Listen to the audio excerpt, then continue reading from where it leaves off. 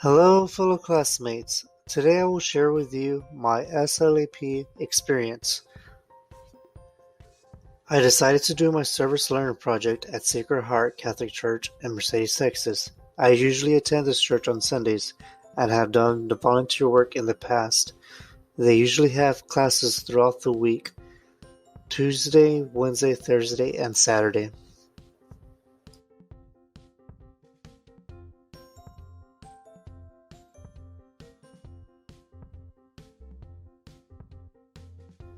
During my SLA experience, I was able to observe various teaching methods. I was able to relate what was discussed in Chapter 2 of the book on how people developed at different rates. When students responded to the questions asked by the teacher, I noticed how students would answer differently. Depending on the question, if it was hard or not too difficult, students would answer accordingly. For easier questions, students answered faster, and for difficult questions, students would answer slower and they would have time to think about it. I was also able to see what chunking was about and how it was implemented in the lesson. The deacon was given a lesson on baptism. Baptism is a very bold topic, which the information is needed to be chunked to the audience. The deacon used PowerPoint to deliver the content. After every slide of the PowerPoint, he would then ask questions to the learners just to be sure they were on the right track. The participants were able to respond and were engaged with the lesson, not feeling overwhelmed with the content. I felt chunking was best used in this lesson. I was also able to get familiar with the declarative knowledge on how it affected students. The book states that declarative knowledge can be declared through words, symbol, and specific facts. The catechist was able to use this to see if the students had good understanding of the topic.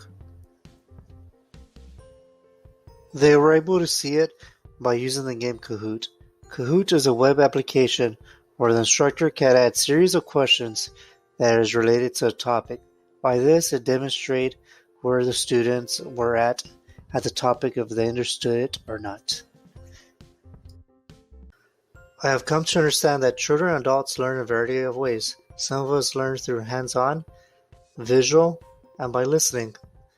Therefore, I know that through my observations, I noticed that children were more engaged when participating in lessons when visual was implemented. Through these observations, I know I'll be able to use what I learned in my future workplace. I know for a fact I will need to know my audience and know what I'm teaching and making sure I use all types of learning activities for different types of learners.